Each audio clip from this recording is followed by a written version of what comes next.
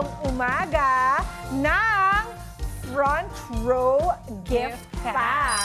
Galing! Let's meet them. Kilalanin natin. Sino ba yung mga yan? Okay, eto na una. Si Francis. Hi, Francis. Hello, Francis. Kamusta? Taga saan si Francis? Taga Manila po. Manila. Okay, anong ginagawa? Is this your first time here? No, di ba? No. Nakita before. Opo. Ilang beses ka na nagkano-kaga? Pangatlo na po ito. Wow! Thank you. Anong ginagawa sa buhay ni Francis? Sa ngayon po Bakit mahal? ginagawa po namin yung bahay namin Nice! Congrats! Ilang floors? Dalawa lang po. Tapos, yun lang po yung libangan ko po. Katulong po ako Work. sa paggawa.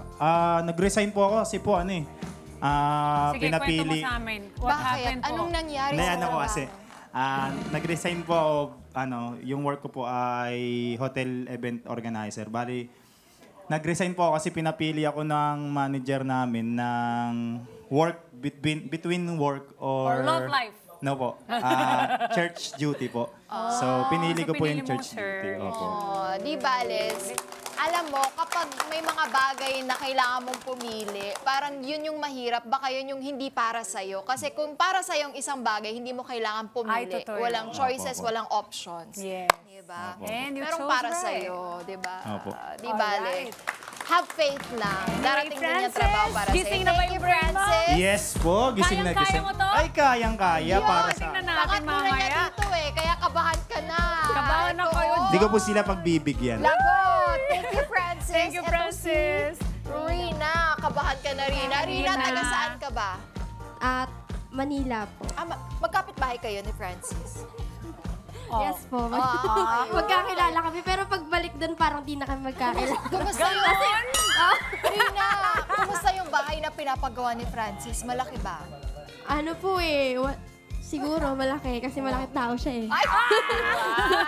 Si Rina, anong pinagkakaabalahan? Work, nag-a-apply po ako ngayon. Apply? Anong work? Nag-apply po ako sa fast food po. Wow. Uy, Ayan tumawag na. Baka Ayan hello na. Sagutin mo, Go. Rina. Sagutin mo, Rina. Say hello. Wala. Ay, hindi. Meron yan. Baka mamaya, sasagot na yan. Try mo ulit.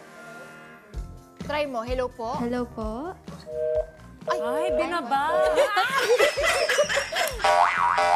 Hindi ka naman mali dyan. Di ba nagtatawag na yan malapit sa'yo? Pero alam mo, saludo ako sa mga nagtatrabaho sa fast food chain. Yes. Napakahirap po ng inyong trabaho. Kaya kung tayo ay mag-order sa kanila, kung matagal dumating yung order, pasensya lang po ang Patience lang kailangan. Di ba? Kasi ang hirap And kaya be nun. kind. Oo, Some kaya people minsan, kasi masungit. Diba? yung iba. Kaya minsan ang ginagawa ko, ako na lang nagpapangiti sa kanila kasi ang nakakapagod po yung trabaho. At add tips. Diba? Next time, pag Medyo nagpunta laki ng kami doon, artist. napay yung discount ha. Hoy, Yung pala. hindi nga, Kaya ititip pala. mo. Hindi mo. Sorry, Ay, nako. sorry. Okay. Natadala ako eh, sorry. Thank Pero, you, Rina. mamaya, galingan mo sa Oo. pagsagot. I will do my best. Yes! Palaban. I believe you. Ito naman si Giselle po. Giselle. Yes po. Giselle, ikaw ay estudyante pa ba? No po, tumutulong po ako sa family ko now, then nag-apply din po ako ng work. Baka pareho kayong pinag-applyan ni Rina, ha? Taga Bakit Manila ka rin. Yes po, Bakit gusto mo sa mall? experience po, ganun. First work mo to, if First ever. work mo? No po, Hindi naman. Ano yung dati mong trabaho? call center agent. Uy, wow. Sa ano ka ba? Sa phone? Ayan, Ayan na. na. Sample. Sample. Hello, ma'am. Ikaw na. Ano? Tinatawanan mo si Ma'am ulit. Serious tayo. Serious. Ulit. Ring. Kring. Kring. Hindi ganyan. Ay, hindi. Paano ba? Pag sa TikTok yun, hindi mo mapasa doon sa butas. Ayan na. Ayan na. Hello, my name is Giselle Elisora Fortuna. Oh, Ganun kabilis. how Ulit. can I help you, ma'am? Ganun. Pero mabilis talaga magsalita. Hello, Depende po. depende. May mga times ba na medyo makulit yung tao, sabi mo, nawala yung line. Minsan po. Minsan. Pero hindi po. Pero hindi naman po ako nagtagal. Rapper daw siya, sabi ni Francis. Ano? Hello? Rap. Oh. Ayun, meron. Ano sabi ni Francis? Sabi ni Francis, rapper daw. Rapper ka daw. Baka naman. Baka naman Ay, hindi po. sample. Ay, hindi po. Sige na, Giselle.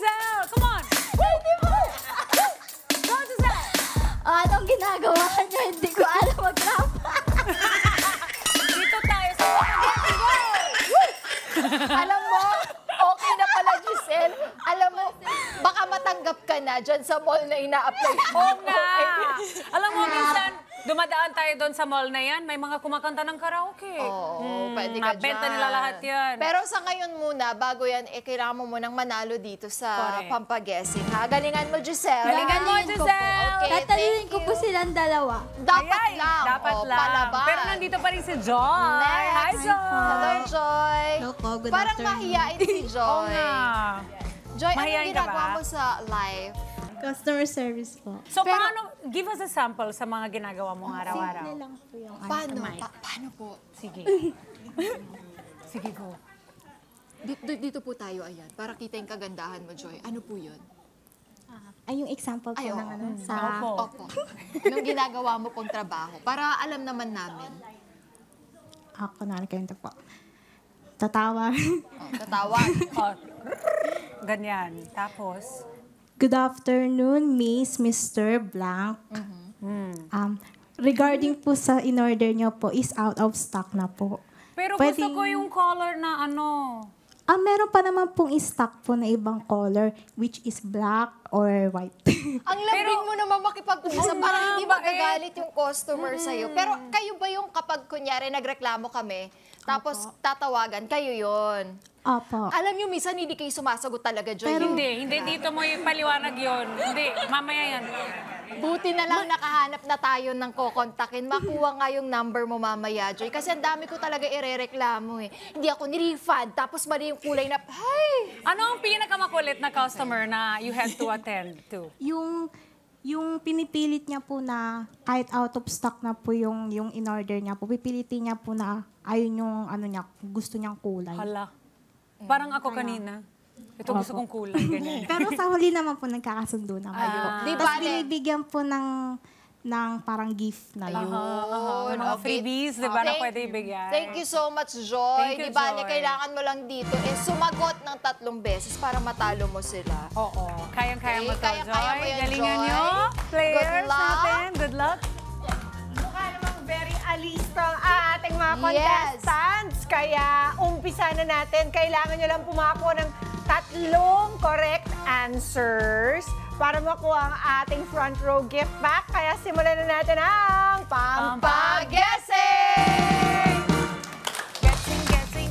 Ang Pampaguessing word number 1 po natin ay English. English, 2 words. Ayan, nakita nyo na mga Letters. meron tayong 2 E. Tapos 2 words tayo. Ito po ay 8 letters. Lahat-lahat. Pagkain. Alam nyo yan. Malamig. Sino po nauna? Si Giselle. Ice cream po. Ano daw? Ice cream. Ice cream nga ba? May iba't ibang flavor. Ice cream is correct. Giselle, 1 point for you. At Giselle, baka nakain ka na nito.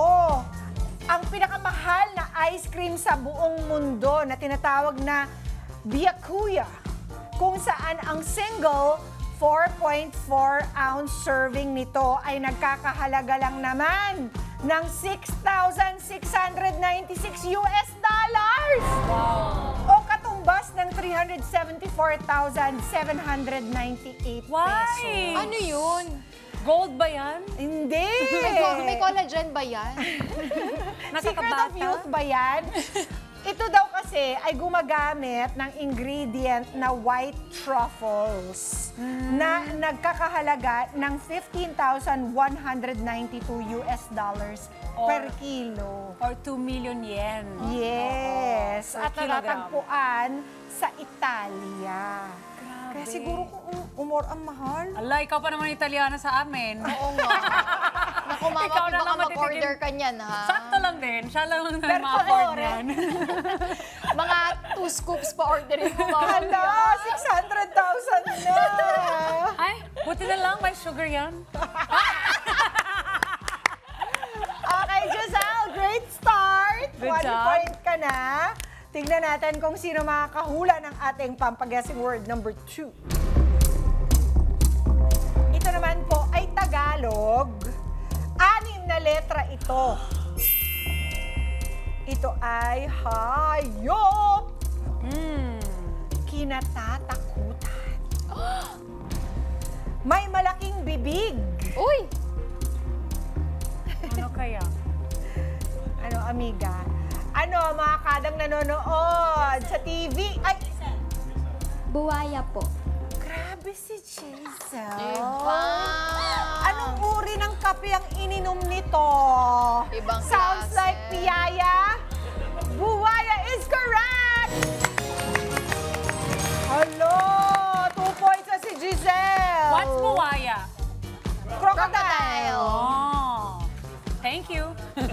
Ang buwayang Now I know. pinangalan ng lolong. Alam natin yan. Ang largest crocodile sa Pilipinas sa haba nitong 6.17 meters or 20 feet 3 inches. At may bigat na 1,075 kilograms. Noong November 2011, kinumpirma ng British crocodile expert na si Adam Britton ng National Geographic na si Lolo nga daw po ang world's largest crocodile ever caught and placed in captivity. Ay, deads na pala si Lolo. Deads na si Lolo. Hindi na siya in captivity. In Nandiyan museum siya, na in siya. Museum na si Lolo. Yun. At least nakaset tayo ng record bago siya Oo. namatay. 'Di ba? Pero buhay na buhay si Giselle. Giselle Isang naman. punto na lang. Galing. Mananalo na ng front row gift pack. Good luck na lang sa mga kalaban niya. Ito na ang pampaguessing word number 3.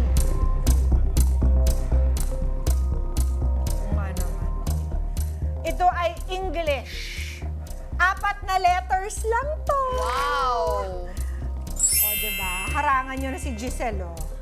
Ang sama na ng tingin, eh. Mahaba at malawak na kalsada. Nagsisimula sa Caloocan at nagtatapos. EDSA. O, talagang may roadblock. Gusto niya harapin eh. May roadblock mo na talaga, ha? Kalaban, Francis, ha? Sigurado ka ba dyan? Dating tinatawag na Highway 54. At ito ay acronym para sa Epifanio de los Santos Avenue. EDSA is correct! Kala ko may bago na naman here. Francis, 1 point ka na. Aba, parang mas may hahabol pa. Bukod po sa Highway 54, tinawag din pong Avenida, ano to? 19. 19. Avenida 19 de Junio. Ang EDSA bilang tribute kay Jose Rizal na ipinanganak noong June 19, 1861. Wow. Now you know. Saan po papunta? Avenida 19 de Junio. Next, ang haba, EDSA na lang. Okay. 1 point for Francis, 2 points for Giselle. Teka, nandiyan pa si Rina at si Joy. Ito na ang pampaguessing word number 4. Ito po ay Tagalog. 6 na letra. Isang bagay. Bagay na nilalagay sa bulsa o sa bag. Go, Francis! Pitaka po. Pitaka. May iba't ibang size ba yan? Kulay at design? At nilalagyan ng pera. Sana nilalagyan ng pera. Sana may I hope so. ilalagay. Pitaka is correct. Nice one, Francis! Ang ibang lumang katawagan sa pitaka ay bulsiko. Wow! At kartamoneta. Bulsiko. Kartam. Sabi ni Ferds. Ah, bulsiko. Kartamoneta. Bulsiko. Magamit mausap ko. nga yan. Patingin nga ng bulsiko mo. It Scarlett, doesn't sound right. can you get my carta moneta, please? Wow! May laban ba ang carta moneta ninyo? Yun lang. Okay! Francis, Giselle, 2 points each. Tingnan natin kung may matatanghal na tayong champion. Rina, Joy, ano na? Baka humirit pa si Rina at si Joy. Huwag niyo kalimutan magtaas ng kamay, paunahan. Oo, hindi ba box out na lang to? Huwag naman, mama, baka mapunta sila sa kada squad. Sabi niya, kami na. Raise your hand lang daw para walang masaktan. Oo, mahirap masaktan, mama. Ouch! Ay, wow. Eto na ang Papa-guessing word number 5. Ito po'y English. 2 words po ito. 12 letters. Wow, Ay. ang haba. Grabe. Isang kontinente. Ay! Wow, Francis, go! South Africa. South Africa is wrong. Naku, Francis, out ka na dito. Rina? South America. South America is wrong din. O, dalawa na lamang ang maglalaban dito, si Giselle at si Joy. Ito'y kontinente. Ang ilang bansang nandito ay... May nag-raise ng hand. Giselle, go! North America.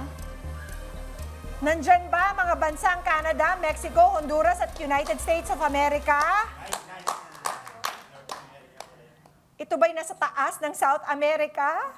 North America is correct!